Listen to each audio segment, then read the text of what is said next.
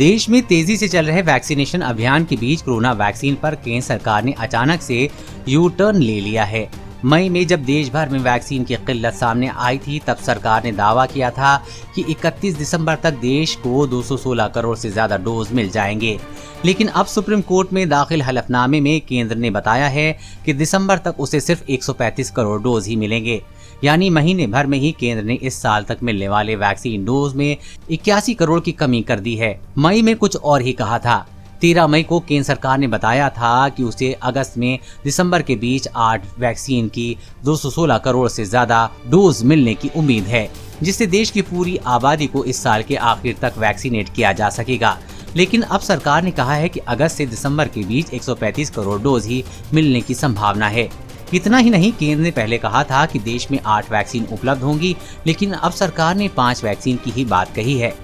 13 मई को सरकार ने इस वैक्सीन के बारे में देश को बताया था कि Covishield 75 crore dose, Covaxin 55 crore dose, Biological E 30 crore dose, Zydus Cadila 5 crore dose, Novavax 20 crore dose, Bharat Biotech nasal vaccine 10 crore dose, Gennova Biopharm 6 crore dose, Sputnik V 15.6 crore dose, कुल 216.6 करोड़ डोज।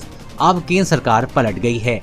लेकिन अब शनिवार को सुप्रीम कोर्ट में दाखिल हलफनामे केंद्र ने बताया कि अगस्त से दिसंबर 2021 के बीच कोरोना वैक्सीन की 135 करोड़ डोज ही देश को मिल पाएगी। हालांकि केंद्र ने ये भी कहा है कि वो 31 दिसंबर 2021 तक टोटल वैक्सीनेशन करने की कोशिश कर रही है। सुप्रीम कोर्ट में दायर हलफनामे में केंद्र ने दिसंबर तक 5 वैक्सीन आने की अनुमान लगाया है, जबकि मई में 8 वैक्सीन की उम्मीद जताई थी।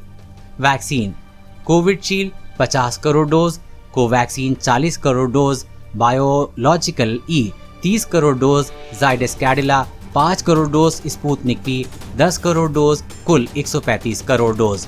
सरकार ने सुप्रीम कोर्ट को बताया कि देश में 18 साल से ऊपर की आबादी तकरीबन 93 से 94 करोड़ है। ऐसे में इस आबादी को वैक्सीन के दोनों डोज लगाने के लिए 186 से 188 करोड़ डोज की जरूरत होगी। इनमें से 51.6 करोड़ डोज 31 जुलाई 2021 तक राज्यों को दे दिए जाएंगे, जिसके बाद पूरी आबादी को वैक्सीनेट करने के लिए 135 करोड़ डोज की जरूरत होगी। कोरोना वायरस और कोरोना वैक्सीन से जुड़ी हर अपडेट पाने के लिए चैनल को सब्सक्राइब करें।